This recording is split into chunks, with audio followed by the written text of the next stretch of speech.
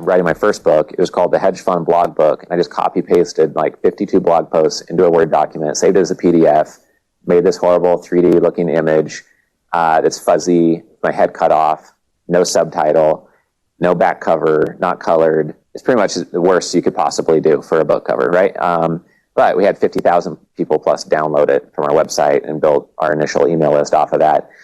And I remember when we launched our first hedge fund training program, I was in Boloco Burrito Shop in Boston 16 years ago. And I remember the first day that we launched that, we brought in $35,000. I remember refreshing PayPal and watching that go up. And I was like, oh, maybe I've got a business here. And it started off with junky stuff like that. And then we got a book done with Wiley. And we thought, okay, now we're credible because we're doing a book with Wiley. And we called it the Hedge Fund Book. And at least it was clear of a title, and it had a subtitle, and hedge funds were a newer hot thing back then, 2008, 9, 10.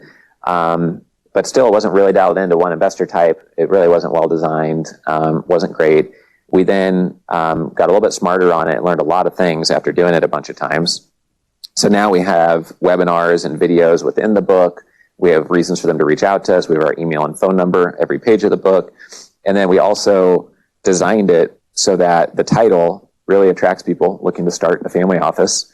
We SEO optimized it, so you can see the title will help it rank for how to start a family office, but the subtitle, Blueprints for Setting Up a Single Family Office, allows us to rank for start a family office, how to start a family office, setting up a family office. Those are all things that it ranks for, and then the cover has a blueprint type design that makes sense, and it's full color, and it's in print and online. So you can see the evolution of that. This gets taken a lot more seriously than the Hedge Fund Blog Book. And I remember I've spoken over 600 times at my events and others in about 14 countries. And in Monaco, when I was in my late 20s, I remember going with my wife to a GAME private equity conference and focused on hedge funds. And as I went around, people were telling my wife and me, like, oh, you're the hedge fund blogger guy. Oh, you're the wife of that hedge fund blogger guy.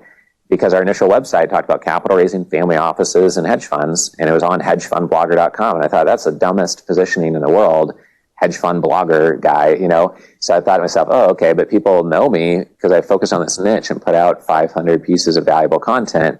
Why don't I just choose a better niche that's not horrible, and then I can create whatever position I want as long as I'm adding value along the way. So that's what we did with Family Office Club. That's what we're doing with billionaires.com. And we just kind of stumbled on that recipe early on in our business. But the point of these slides is the professionalism upgrade to attracting better prospects and attracting a very specific prospect. Who am I trying to attract? What type of investor am I attracting with a hedge fund blog book? Not a good one. Not one that's going to write more than $100,000 check, I think.